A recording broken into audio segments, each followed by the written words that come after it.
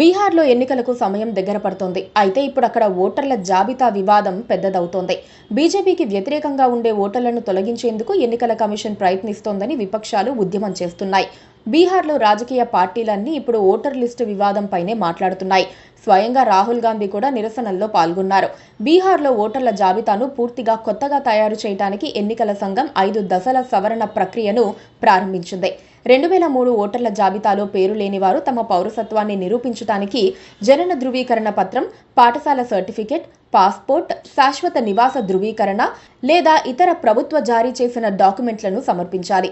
1987 July 1 తర్వాత పుట్టినవారు తమ తల్లిదండ్రుల జనన సమాచారాన్ని కూడా సమర్పించాలి.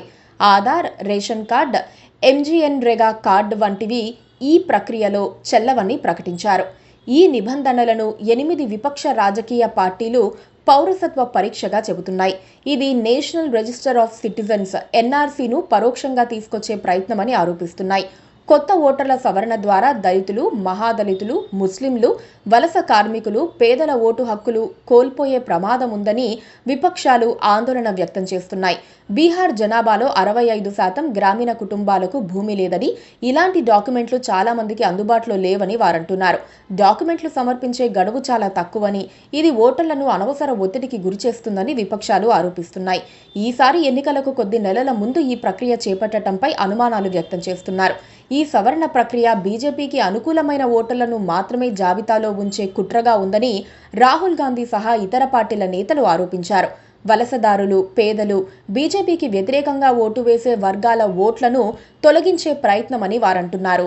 అయితే ఇందులో కుట్ర ఏమీ లేదని, అర్హత గల ఓటర్లను జాబితాలో చేర్చే లక్ష్యంతో జరుగుతోందని ఎన్నికల సంఘం చెబుతోంది. సీమాంచల్ వంటి సరిహద్దు ప్రాంతాల్లో బంగ్లాదేశ్, నేపాల్ నుంచి వచ్చిన వాళ్లు ఓటర్ల జాబితాలో చేరే అవకాశం ఉందని ఈసీఐ ఆందోళన వ్యక్తం చేసింది. అందుకే పరిశీలన చేస్తున్నామని తెలిపింది. ఆగస్టు 1న ముసాయిదా జాబితా ప్రచురణ తర్వాత ఓటర్లు తమ డాక్యుమెంట్లను సమర్పించడానికి మరో అవకాశం ఉంటుందని ఈసీఐ స్పష్టం చేసింది. బీహార్లో 13 కోట్ల జనాభాలో 8 కోట్ల మంది ఓటర్లున్నారు. కానీ 2003 జాబితాలో కేవలం 3 కోట్ల పేర్లు మాత్రమే ఉన్నాయి. దీనివల్ల 5 కోట్ల మంది ఓటర్లు కొత్తగా డాక్యుమెంట్లు సమర్పించాల్సి ఉంటుంది.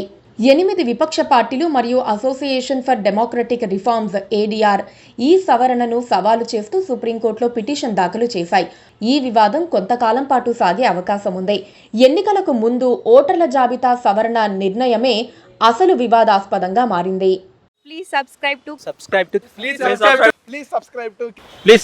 KTV Telugu. KTV Telugu. KTV Telugu. KTV Telugu channel.